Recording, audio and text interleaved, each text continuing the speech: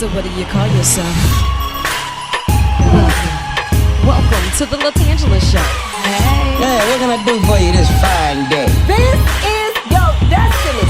Hot, hot, hot. Right now. Welcome to the LaTangela Show. Kick it.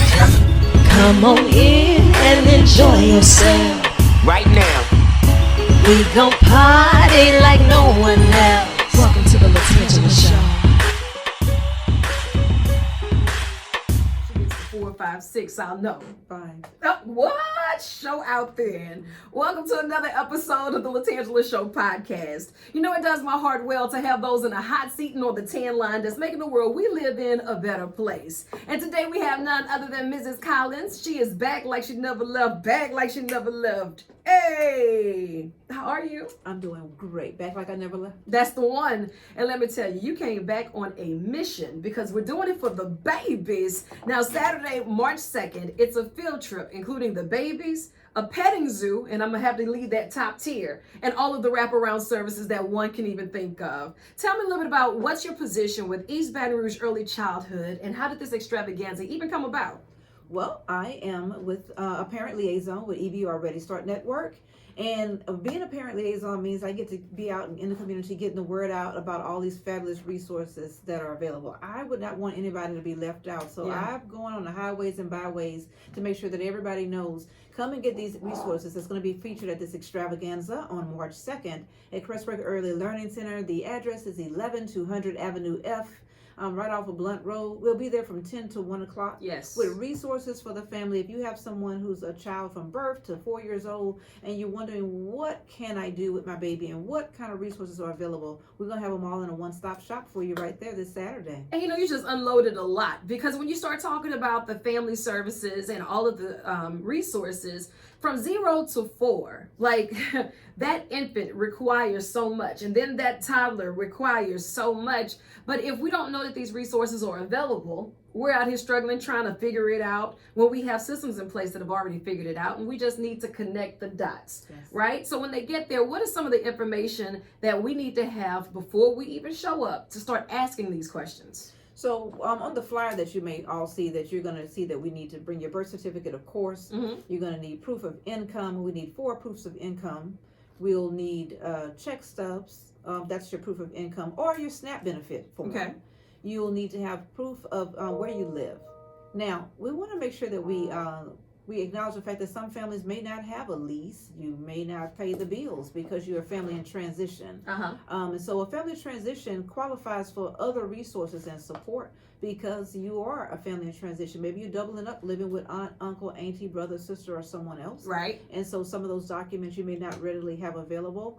And then we would be qualifying you for what is called SIT, or Students in Transition. Okay. You'll be filling out a form called the McKinney Veto Form, which will help us to identify your needs that you might have as it relates to getting your kids into the program.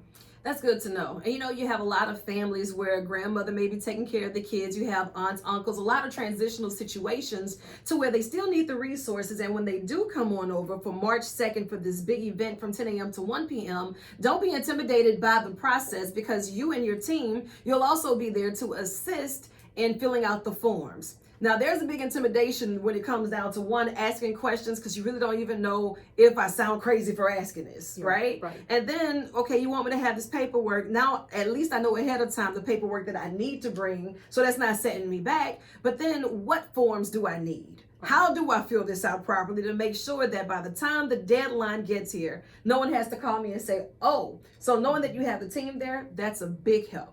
Yes, thanks. That's what we're here for.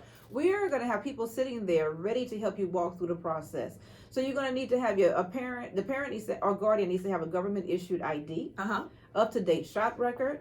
When we talk about proof of resident, it could be 2 different documents that are required. It could be a utility bill, water bill, gas, cable, lease, landline, phone, homeowners insurance, mortgage. Okay. And rental insurance bills are acceptable. Okay. 4 proofs of income, which is the most recent.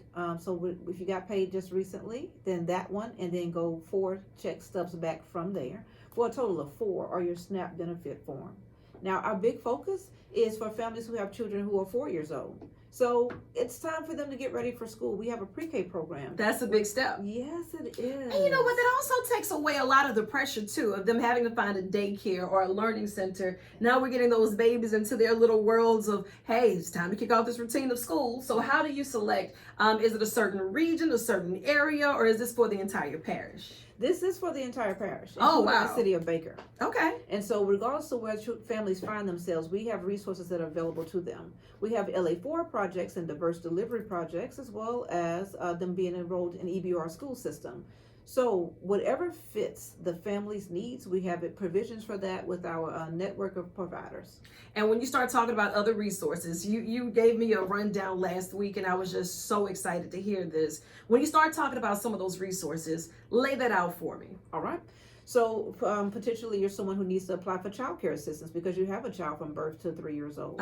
Child care assistance has been frustrating to do the application process. Absolutely. We have a team of people who are going to be there to help to do surveys and walk you through the process of applying for child care assistance. Okay.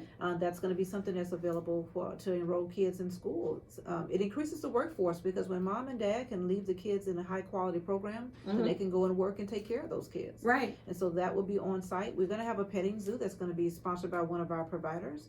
We have different providers, whether it's social services, being able to receive counseling and therapists, Pampers and formula giveaways. Yes. There'll be people who are able to meet the needs of whatever we have in the community. We have an organization called Fathers on a Mission. Yes, who is particularly identified to support fathers in this journey of being a dad. Yeah. And then we have resources for mom, of course, and maybe you're a grandparent who's raising kids, and we have resources for you as well. Absolutely. What we don't have, then when you let us know, then we'll make sure that we make that become part of our network too, because as a network, our job is to go and get the resources and make them easily accessible to our families. Absolutely. And accountability is everything, right? And knowing that the community actually needs someone to help us fill these voids, and to see that you all are there, we can't say thank you enough.